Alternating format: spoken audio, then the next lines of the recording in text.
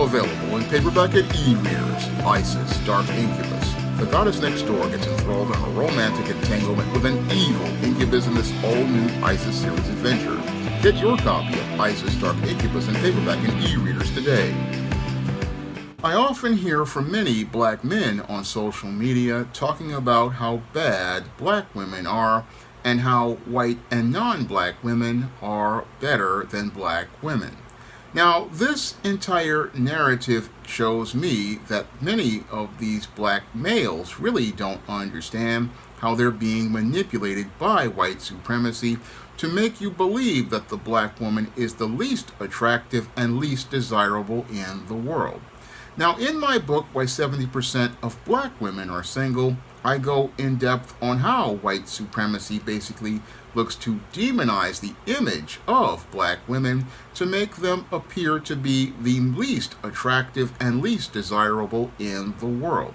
And what white supremacy wants to do is make the black woman appear to be the least attractive and least desirable in the world, because what white supremacy wants to do is make it where black men and black women don't come together to form black families or be able to build black communities. And sadly, a lot of black males basically get caught up in the rhetoric of the gender war, which was created by white supremacy to divide black men and black women so that white supremacy can conquer the black community.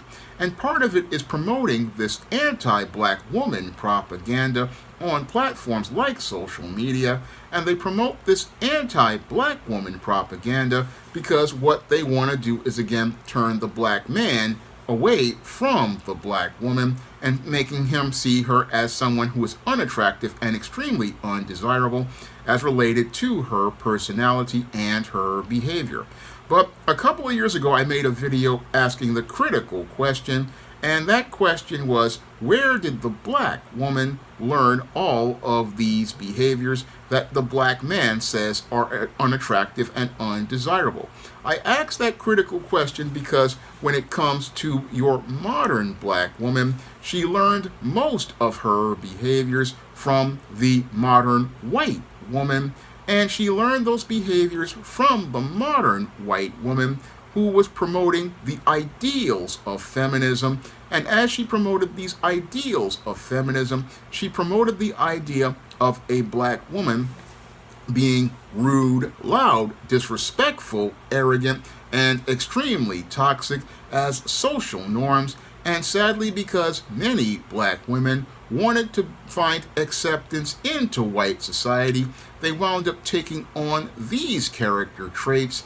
And as they took on these character traits, they didn't see how they were being manipulated by the puppet masters in white supremacy by trying to make their image appear to be less attractive than the white and non-black woman's. Because the ultimate goal of white supremacy was to look to demonize the image of black women, which had been elevated by heterosexual black men like John H. Johnson and many other black men during the days of Reconstruction and Jim Crow. You had lots of black men looking to elevate the image of the black woman as beautiful and elevate the image of the black woman as attractive and desirable. Unfortunately, all of that went out the window during integration, and as it went out the window during integration because black women basically wanted to find acceptance into white society, so they sided with the white feminists. And as they sided with the white feminists, what they did was take on the traits of the white feminists, believing that these traits would be the same as a white woman. Unfortunately, those traits are not the same as a white woman. No, those traits are the ones of a feminist, and I go in depth on that in my book, The Woman Crisis. In The Woman Crisis, I talk about how most modern women are feminist and not women, because a feminist has a different mindset, and because they have a different mindset, what they think about is looking to be the one who is the dominant as related to the relationship, because these women are extremely insecure due to the daddy issues that they have from their white fathers abandoning the home or the toxic relationship and power struggle that these women have with their men. And sadly, many black women, because they are spellbound and wanted to fit into black boxes that would make them acceptable to white people, took on the identity traits of the feminist and thought that this would be a standard for black women to have. And this is where a lot of black men get it twisted as related to the image of black women. A lot of us Gen Xers who grew up, we got it really twisted about the image of black women, because what happened was our black women who are part of previous generations, like the silent generation and the baby boomer generation, they were all about white acceptance. And this is where a lot of guys get it really twisted about the whole image of black women. They get it really twisted because they buy into the narratives that are meant to demonize black women as these loud, argumentative, hostile women, and never think critically about where that black woman got that behavior from, because where she got that behavior from was the white feminist. But these same black males will sit there and say, oh, the white or non-black woman is better, not seeing the subtle politics transpiring around them regarding the chess game being done on black male and black female relations. Because what the feminist really wanted to do was elevate her social status in the overall relationship pool, and the white feminist already knew that she was at the bottom of the world with the white man due to her being hostile and argumentative and her looking to defy his authority. So what the feminist wanted to do was elevate her social status by eliminating her competition. And the same thing goes for the non-black woman, who basically in her countries and other parts of the world already was at a low social status in her part of the world, and she indirectly benefited from the feminist undermining the black woman in her marketplace, social marketplace. She benefited because what happens is that white feminist and that white female who is poor and the non-black foreign women, they basically benefit because when you demonize the black woman, she basically becomes her own worst enemy. And as she becomes her own worst enemy, she basically winds up dropping herself further down in the social marketplace to the place that the white supremacist wants her to be, which is at the bottom of the world. So many black women, again, don't see the game being run meant to eliminate them from the social marketplace. What they want to do is basically demonize the black woman as unattractive and undesirable to the eyes of black men so that others can come in and basically take their place in the social marketplace, because the black woman was basically doing very well before feminism in the social marketplace. She was able to compete for the highest quality black men. But many black women, again, got bamboozled, and as they got bamboozled in their quest for white acceptance, what they did was go out and get out here and think that being a part of the white feminist society would gain them higher social acceptance in the overall social marketplace. But what happened is that the system of white supremacy took that quest and turned it into stereotypes. And as they turned it into stereotypes, what they did was make it where the black woman was demonized in this media. And as black men imbibed this media and saw all of these toxic images of black women, they started to see their own women as unattractive, and then started to see white and non-black women as more attractive. This is a game that Hollywood and Madison Avenue have played for over a century, and I noticed it with images of movies like Imitation of Life, the 1934 cinematic version, where they had large Louise Beavers standing next to slim, slender Claudette Colbert. And as they did this, what they wanted to do was demonize the image of the black woman as being unattractive and undesirable. And what they wanted to do shows that the black woman was masculine, whereas the white female was feminine. And this was also done in the 1959 movie as well, where they put a larger black woman with a slender white woman. And it was also even done in movies today like Ghostbusters 2016, where we saw the black woman who was played by, I think her name is Leslie something, but the whole thing is that she's the big masculine looking woman, whereas the white females are meant to appear more attractive. And what's really sad about this whole situation is that many black women buy into this rhetoric, believing that having a big mouth, a bad attitude, and just being nasty and argumentative and confrontational is socially acceptable because they want to fit into the black boxes that make them acceptable to white people.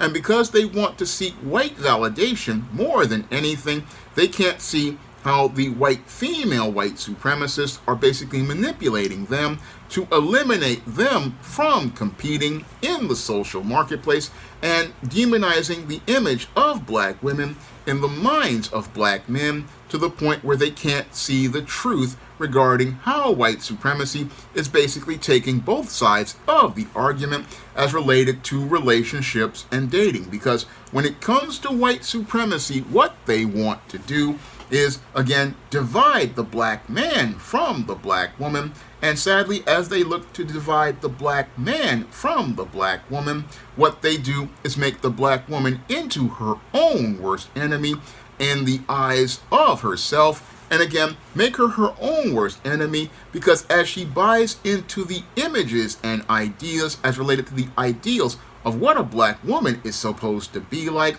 they don't see how these images and ideals are basically designed to make them appear to be the most unattractive and undesirable in the eyes of their own men.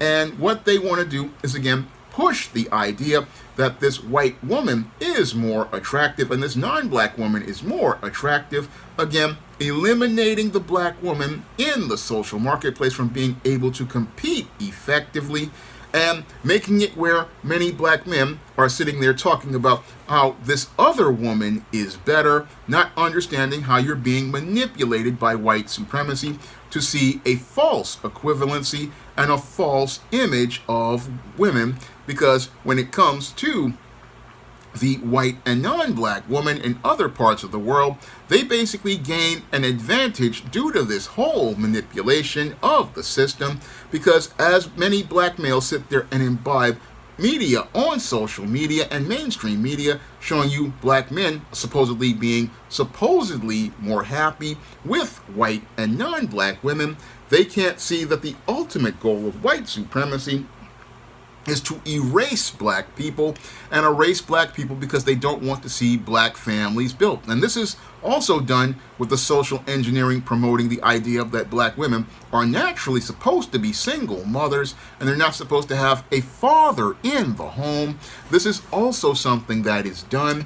Again, both sides don't see how they're being manipulated, but black women really don't see how they're being manipulated into becoming their own worst enemy in the social marketplace of dating and relationships, because they buy into the idea that, oh, it's normal for a black woman to have a bad attitude. It's normal to argue and believe arguing is communication. It's normal to be out here attacking your man. It's normal for you to see your man as an enemy and a man that looks like you as unattractive and undesirable in comparison to white and non-black men.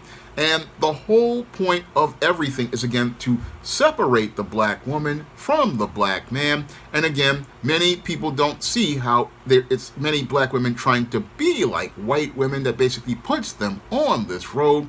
And they don't see how the culture that they learn from white women is basically what's got them messed up. And again, when it comes to the black man, he'll sit there and say, oh, the white woman or the non-black woman is better. Well, where did the black woman learn all of these traits that you say are negative? Critical question I want to ask all those brothers out here who want to say, oh, black women are so terrible. And yes, I will concede that some learn bad behaviors and were conditioned to believe bad behaviors from the system of white supremacy. But the whole thing is that white female basically is the one who taught her all of this dysfunction. And with the white female being the one who was the black woman's first teacher, then we have to conclude that the one that is the most unattractive and undesirable is the white female. But you can't really say that in the system of white supremacy, because many spellbound black males basically have bought into the system of white supremacy to elevate this white woman to the high social status that the white man has put her artificially on. And because they've bought into this, they're sitting there believing, oh, this white woman is better than the black woman. This white woman is more attractive than the black woman. This non-black woman is more attractive than the black woman. Not understanding, again, how the system of white supremacy manipulates you into believing things about black women as related to being unattractive and undesirable, when the truth is that black women were always attractive and desirable.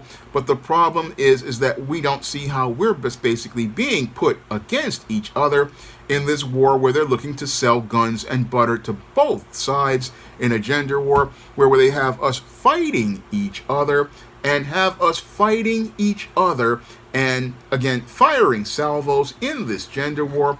And again, the gender war is all about dividing black people so that they can get conquered. So I made a video about this, again, years ago. And when I hear guys out here always complaining about black women and saying how bad they are, I mean, you really need to take a critical look at the system of white supremacy and how it is completely anti-black, and it basically wants to keep the black woman at the bottom of the social marketplace, keep black men from elevating sisters to a standard of beauty and saying that we find sisters attractive, want to keep us from seeing black women as beautiful, want to keep us from seeing black women as lovable and desirable, because what white supremacy doesn't want you to see is black on black love. This is why they love to push narratives like swirling and divesting and pushing things like the passport bros. They love pushing these anti-black narratives because they don't want to see black men and black women come together and love each other. No, white supremacy wants you to see a black woman as unattractive, want the black woman to see herself as unattractive, want the black woman to see herself as unattractive, because this is how white supremacy basically makes its money in war. And sadly, a lot of folks ain't getting it. You hear a lot of black men, again, complaining about black women, not understanding that she is just a pawn in the game of white supremacy, designed to be an adversary, to be an enforcer of their systems, designed to be an enforcer of their systems to get you emotional and riled up to the point where you see your own woman as an enemy, when in actuality your woman is just a pawn on the table because she's bought into programming from the system of white supremacy in the quest for white acceptance. And as she's bought into that programming, what has happened to her is like when on my cover for the book Isis Bride of Dracula, I had a cover where Isis is being under the control of Dracula, who's hypnotized her and sent her to go after John Haynes. And again, I did that because I wanted to show how many black women can easily, again, be manipulated if she's not aware of the system of white supremacy and its impact on the black female mind, because what they want to do is, again, go to the female because she's the weaker vessel and she doesn't see how they're basically turning her into her own worst enemy and turning black men against black women, where they're sitting there saying, oh, this black woman is a monster. But the whole thing is, you don't see who taught her how to be a monster. You don't see the white feminist behind the scenes. And again, they'll sit there and say that the white woman is good, the white woman is perfect, but the white woman is who the black woman learned all the ratchet and raggedy behavior from. Because if you study history, it was the feminist and the suffragist who wanted to be the one who was sexually promiscuous. She was the one who wanted to go out here and participate in all the debaucherous behavior, and she was the one out here in the burlesque clubs. She was the one promoting all of this promiscuity in her community. And the white supremacists sent that feminist into the black community to talk about how you're going to be equal to a white woman. But the whole thing is, you weren't going to be equal to a white woman. Yes, the feminist is female and she's white, but the whole thing is she promotes anti-black messaging because what she wants to do is get you on the road to being a black Jezebel and a black Sapphire, again, and racist stereotypes Again, racist stereotypes that came out of slavery and came out of the bottom of white society. And again, many black women, because they just see crystal blue eyes and creamy white skin, think that this is a white woman. But again, this is not the white woman's values that she promotes to white men and non-black men as her ideal. No, she promotes feminism to the black woman, and she promotes feminism to the black woman because she knows it's detrimental to our society, just like it was detrimental to their society. This is why suffragists and feminists were on the fringe until the civil rights movement, when black people were looking to take power.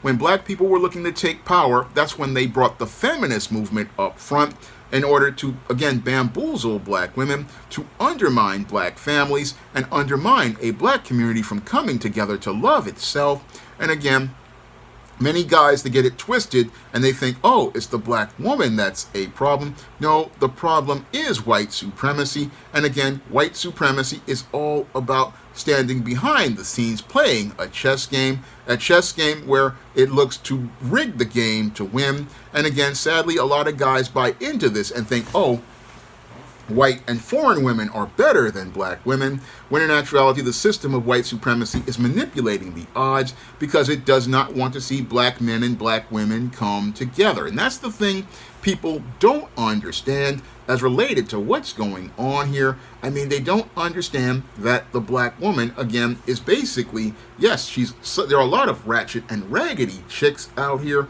but the whole thing is they are out here because white supremacy wants to push them as the standard, and they want to push them as the standard because they don't want you to see black women as desirable, black women as attractive, black women as sexy. They don't want you to see those images. Again, when you have a slim, attractive sister who's in shape, they don't put that image out there for a reason, and that's because they want you looking at those white and non-black women and believing that they are better. They don't want you to look at attractive, slim black women and see a woman that is wife material. They don't want you to see positive traits in black women. And again, this is done by design by the system of white supremacy because they don't want you to see black women as lovable, and they don't want to promote black love on their platforms. So a lot of black people, again, get it really twisted as related to the image of black women, and that's why you have to have black men take control of that image, because what's happening now is that you have white supremacy.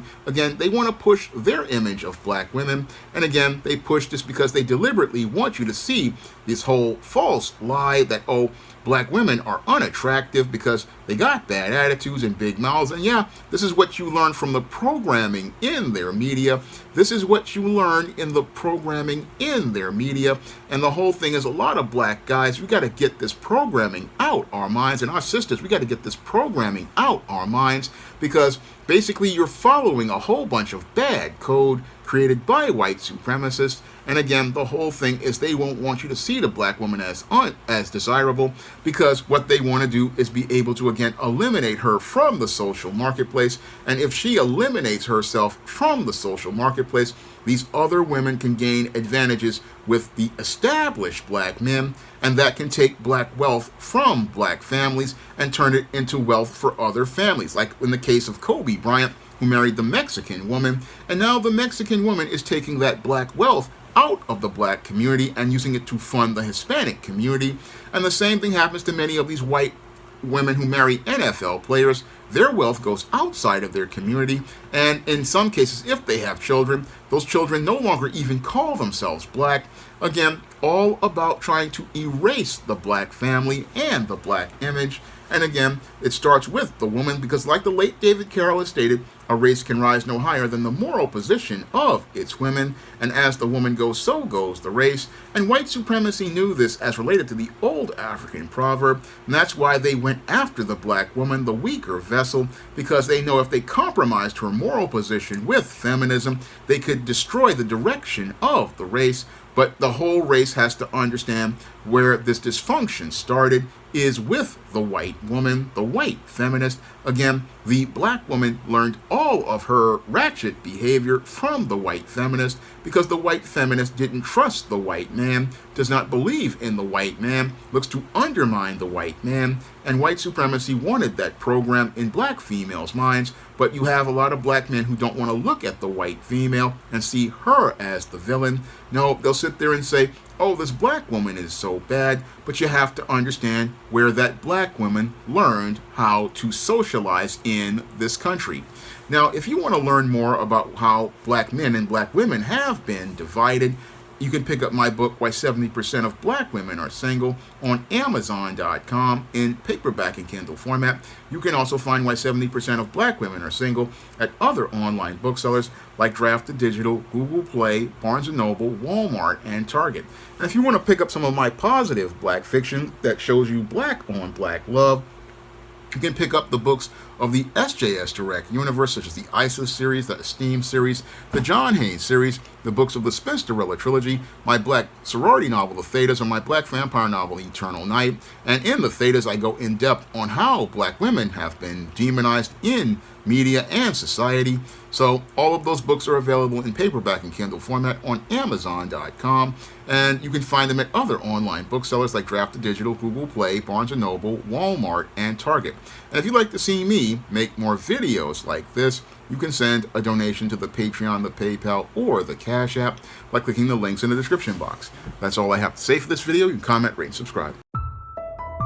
Coming to paperback and e-readers, Esteem Horror in the Hamptons. The aspiring angel tries to escape a house of horrors in this all-new Esteem series adventure. Pre-order your copy of Esteem Horror in the Hamptons in digital format at Amazon.com, Google Play, Draft Digital, and other digital booksellers, or pick up your paperback copy on May 24th.